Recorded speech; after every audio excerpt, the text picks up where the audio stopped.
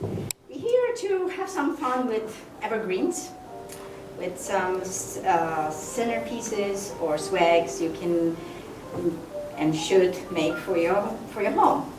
So I'm going to start to demonstrate how to make a simple, very simple centerpiece. And then maybe quickly I will demonstrate how to do the swag. And I will talk a little bit more about it as I work on it. So the centerpiece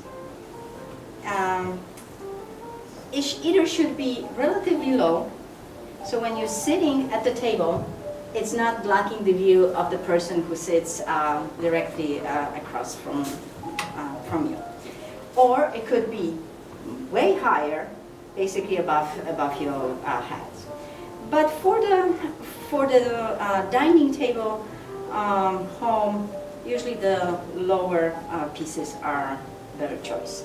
But you know, you can do whichever. Most of the tables are long, rectangular.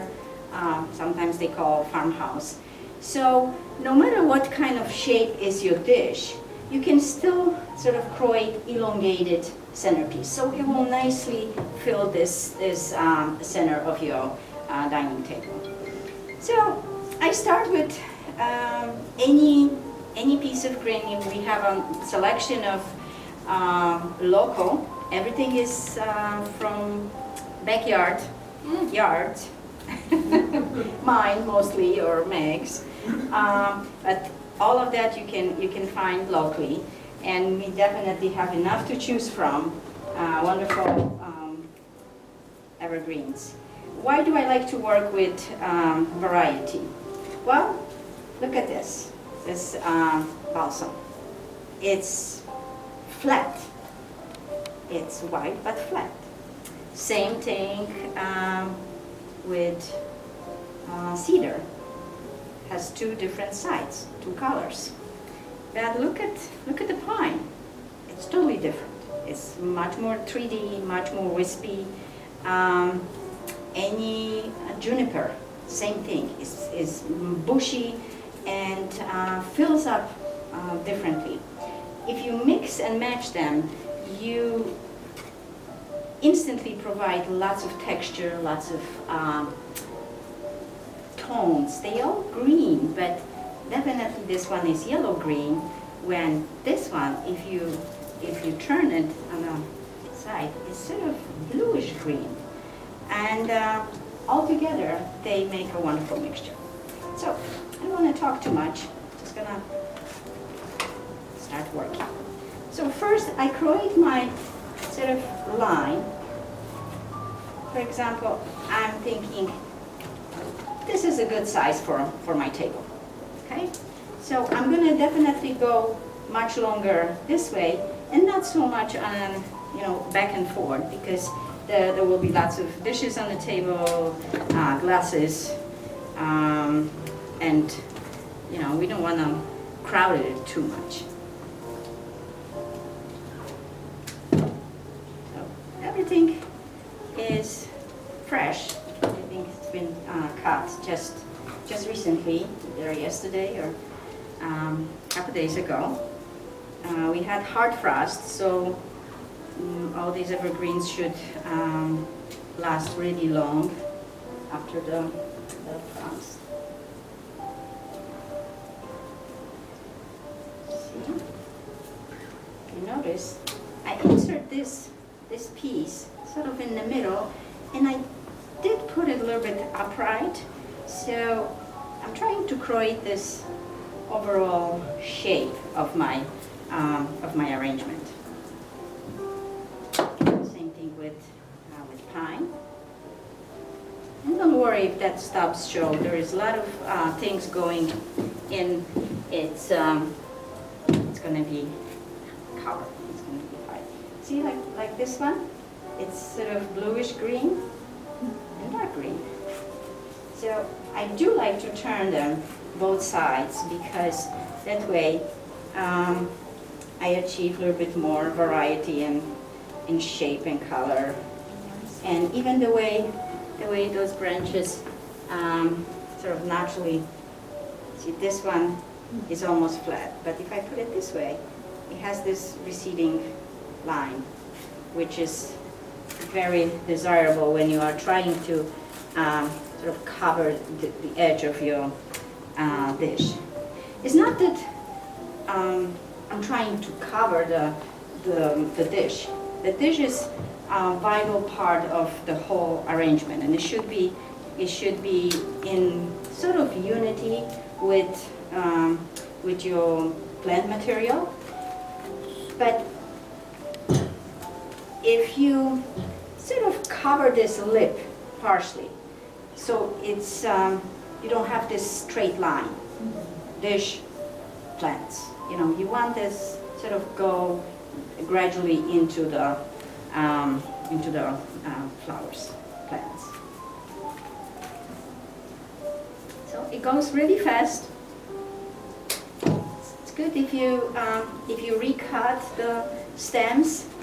That means the fresh cut. The plants will drink easier or stay fresh longer.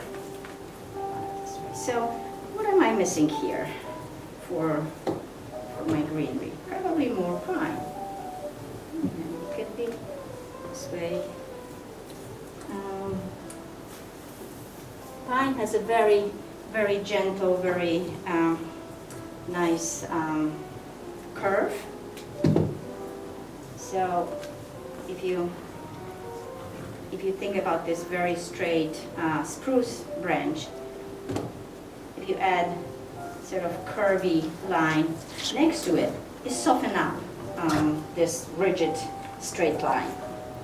And there's nothing wrong with straight lines. It's just, you know,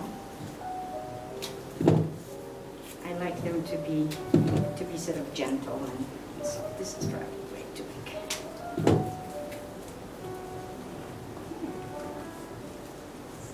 So depends what else goes into that centerpiece.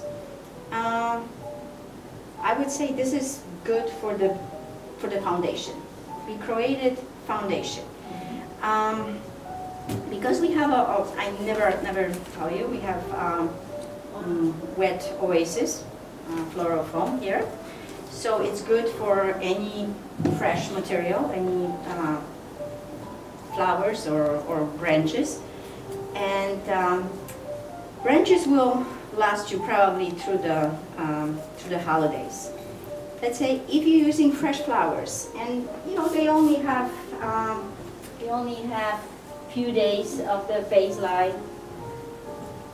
If they get, you know, if they sort of died on you, you just pull them out and you replace them with the fresh ones.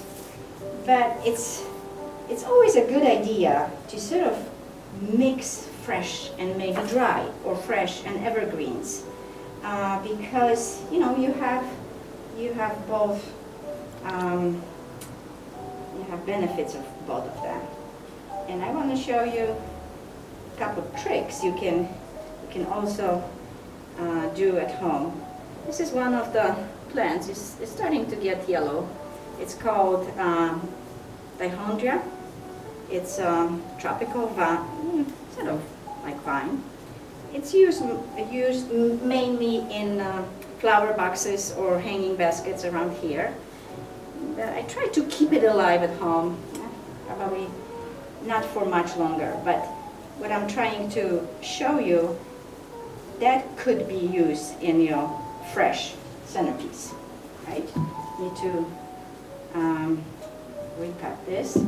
If the stems are sort of soft, you can make a pilot hole with, let's say, knife or pointy blade, and that will be easier for something flimsy like that to shovel in your oasis, in the wet foam.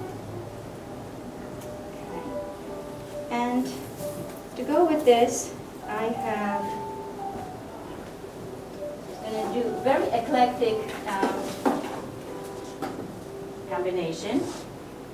This is eucalyptus pods. It dried, but they look exactly the same as they were fresh.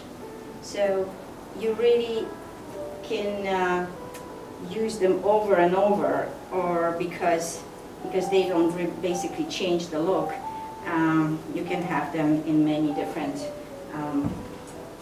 situations. See? Awesome. Anything with berries, anything still with fruit is very appropriate. It's very, we have these winter berries or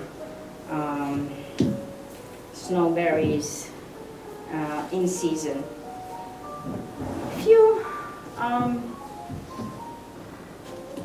Gerber daisies, and they are sort of finicky. I just want to put them in for now, but I'm going to reuse them, or I'm going to show you how to use them in the garland too. So this is another example of dry status. And if you use smaller pieces like so, sort of underneath, it will provide a little color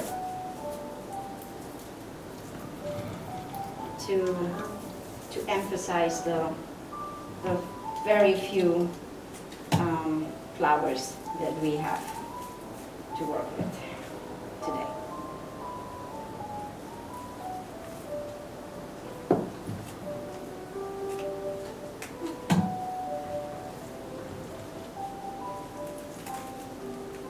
Do you have any questions, please?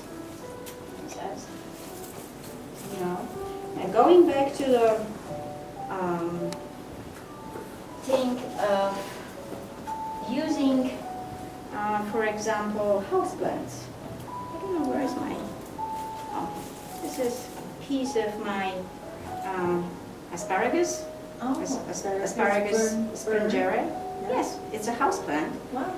If you cut it, you can use anywhere you want. What's cool about it is the berries. Wow. Another good example of, did I take it? This doesn't, of course,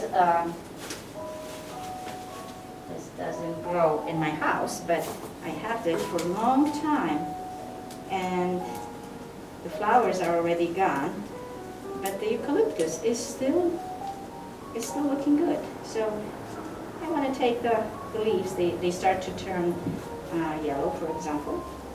But the berries are just wonderful. So we can add this somewhere here, maybe a little bit more in the corner. It's just an idea. I'm not making anything spectacular. I just want to show you that in a short time you can put together something interesting, something pleasing, and you don't need to spend a lot of money. If you have some basics, if you have some evergreens, the rest is really just add-on. This is Genesta, also called broom. It's a seasonal plant, available through the winter out here. Personally, I'm not crazy about things like baby bread. I rather use other fillers or other small flowers. And Genesta is really cool. It sort of reminds me of snow.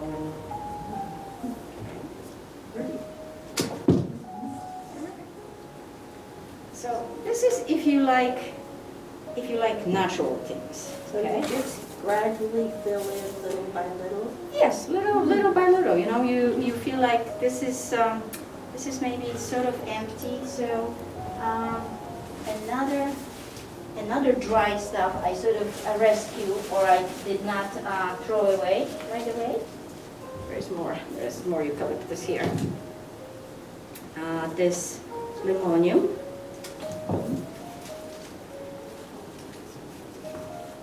Right here. So let's say this is dry. It's not preserved, but it's naturally dry. If I put this sort of long pieces, it will extend the lines. It will provide a little bit more color, a very subtle white and silver I got here. Okay. And also, if you use longer and lighter pieces, they will make the whole centerpiece visually lighter, because they extend the line, they extend the whole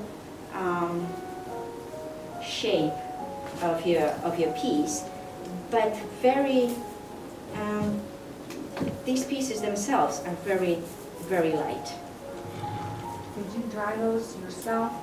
You know what? Are they in the yard, you picked them and they were dry? No, these are commercially grown. I have them since previous projects, Oh. and I haven't used everything, and they just dry naturally. Water or no water, they will just dry like that. Okay. So this is sort of version number 1. And again, I'm just showing trying to convey this idea that this is really mainly evergreens, 5 daisies, and the rest is a random collection of berries and dry pieces. For example, you are definitely not the natural or you like glitzy stuff, you like colors, you are showing off. Okay, forget the daisies. You're gonna do something else. I will leave the eucalyptus, because it's a berry.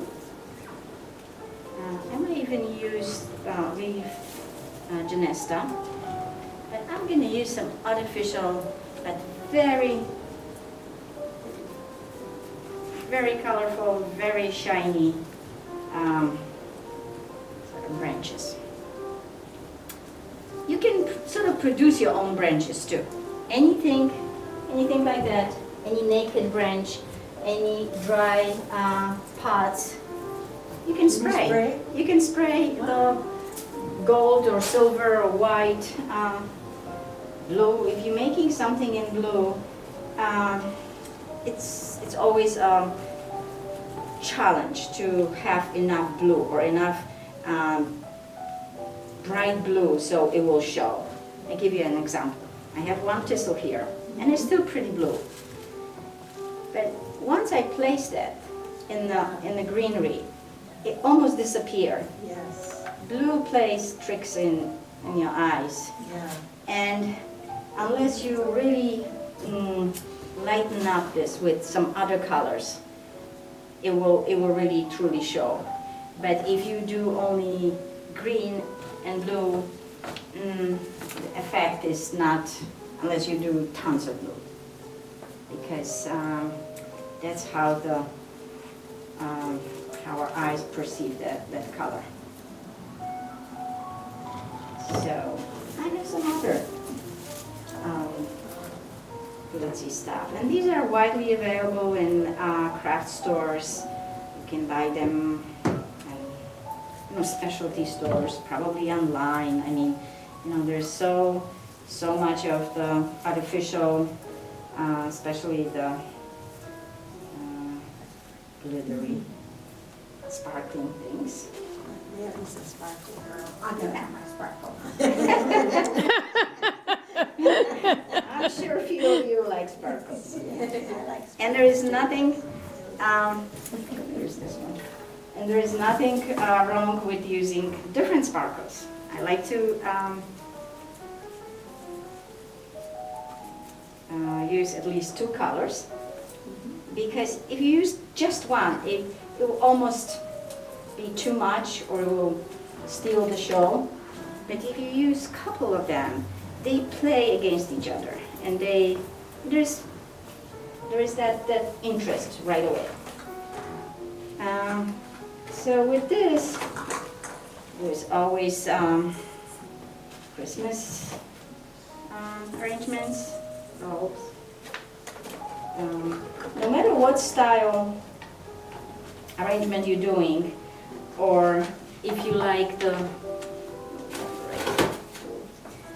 let's say, if you make something which is traditional, red and white and green, maybe some gold and silver, or you make something very even modern. Cones are always. I love cones. I mean, you can add cones to anything and everything. They go with. I mean, this time of year, cones of any sort, they just lend themselves very easily, and you know, they're very, very pretty. There is a, you notice I'm just shoving everything sort of into the body of that. But if you would like to have them on the ends, you can hang them. I don't have any hangers with me. If they are small enough, light enough, you can also glue them on the branches. So you will have them a little bit on That's fun.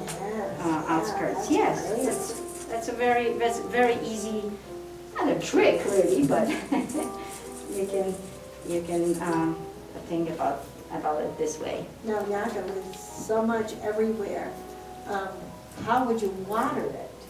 Not You know, you just water it from the top. right in the center? Yeah, right in the center. I wouldn't worry about it. And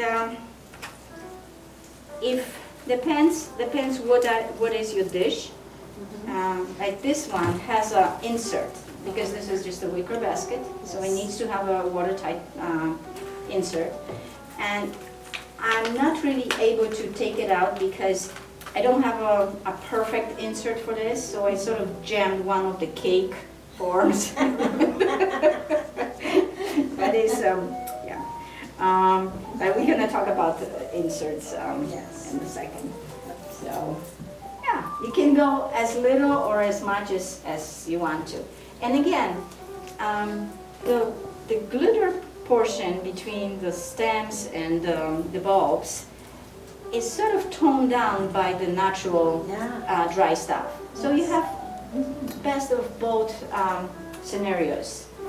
It's not just shiny or just very natural and subdued. It's both, and I think you have a good combination of these two different worlds.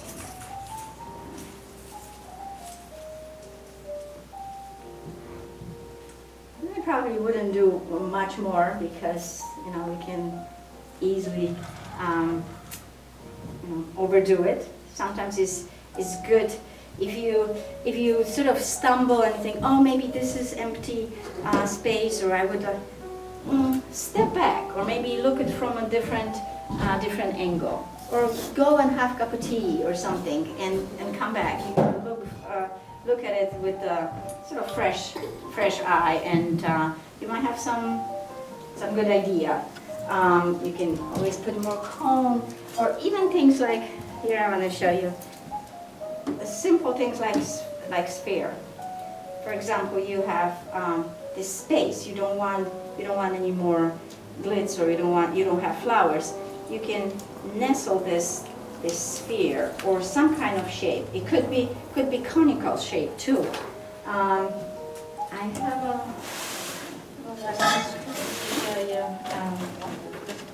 I find it.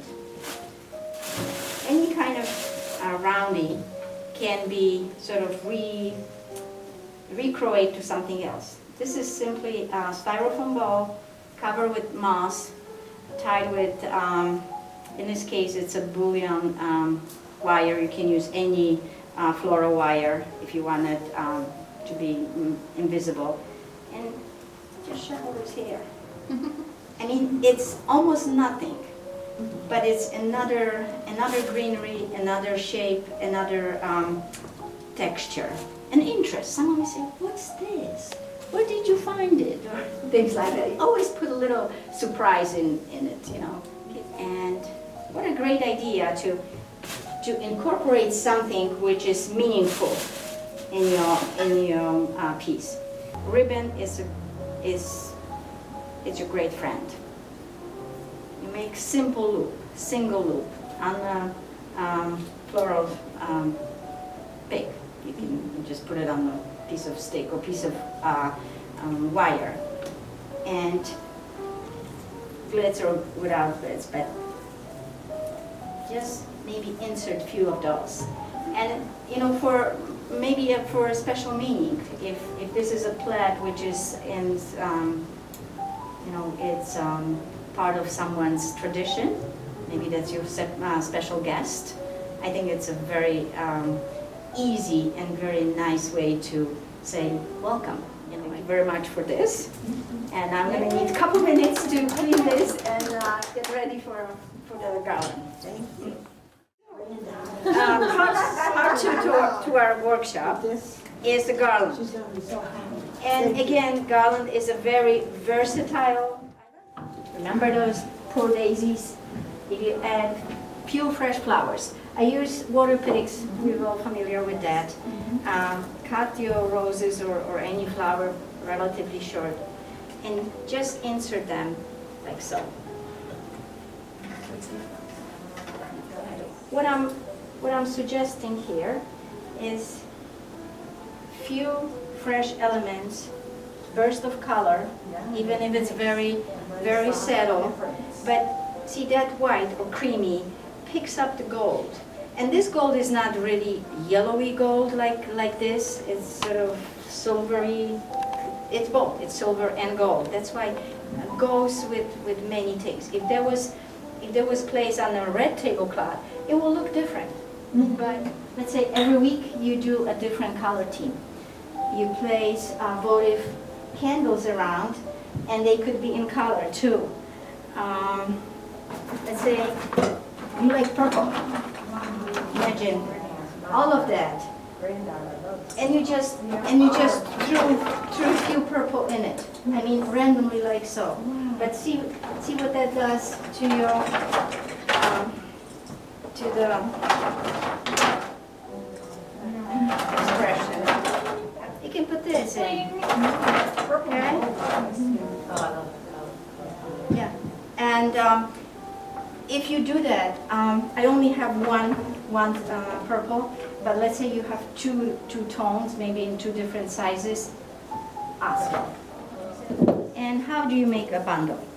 You take few pieces, again, of different greenery.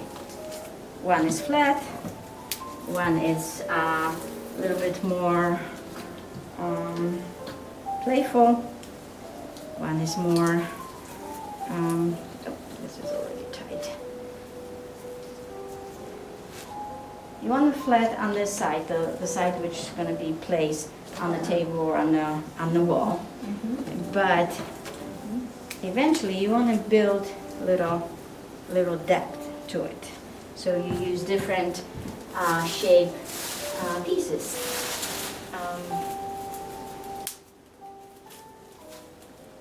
So this,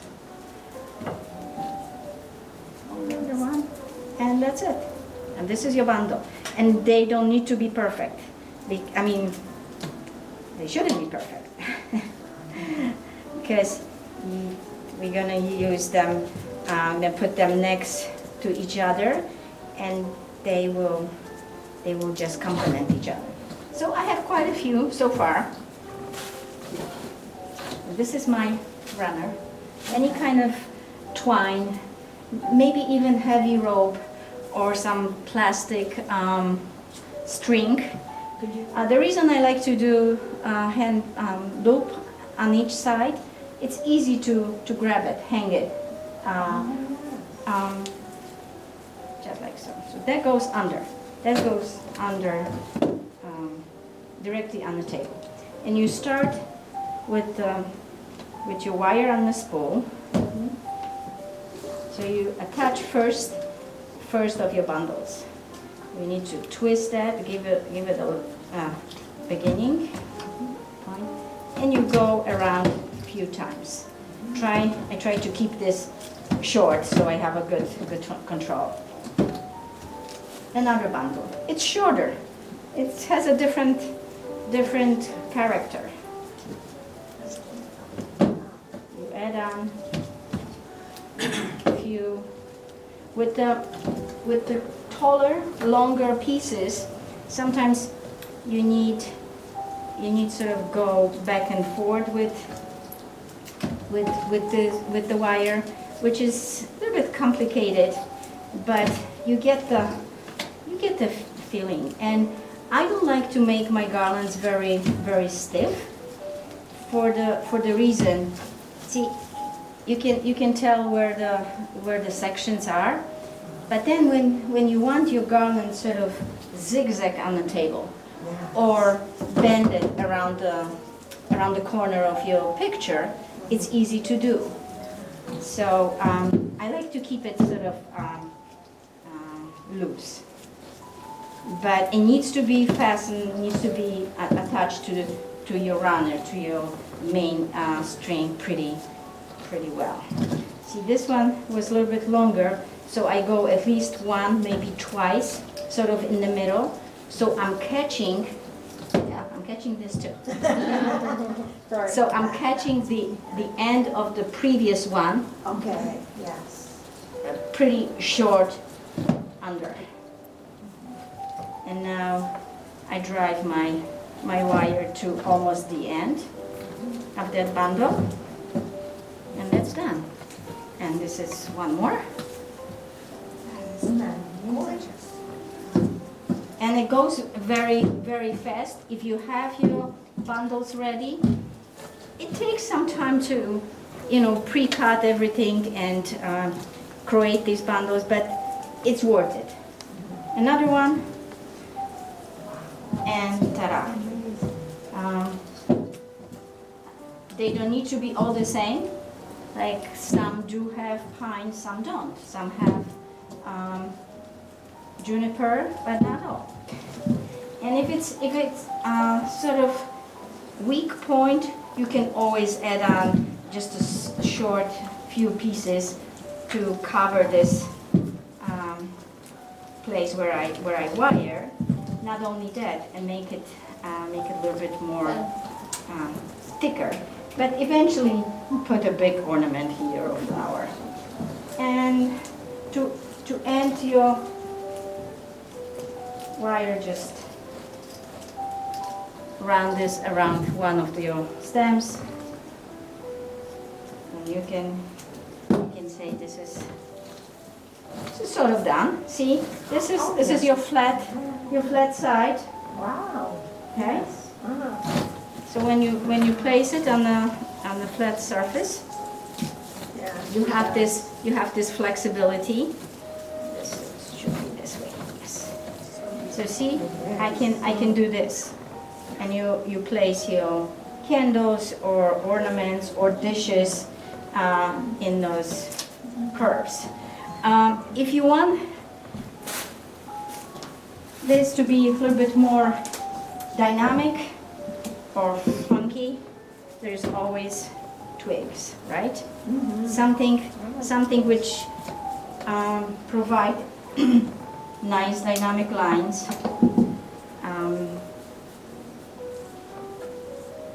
lighten up the whole structure, but also elevate this so it's not just heavy on the bottom. And don't be afraid to take it out. This is nothing which will block your view.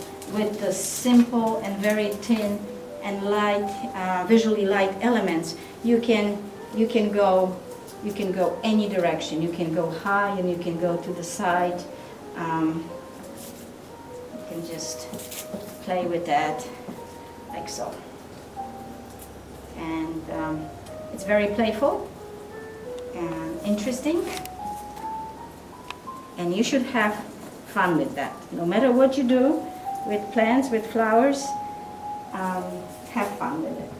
And you're gonna love to do it. And you come back and do it again. Wow. Thank you very much. And I hope I gave you some ideas, gave you some inspiration. Get some greenery and get going. To give you, just to give you this It's kind of cool. That's little just height, and so you don't have this void. Lovely. Always branches. I mean, you know, if you were into the sort of theory, is the line is the path which your eyes should travel. Different microbes, and you build your immune system, and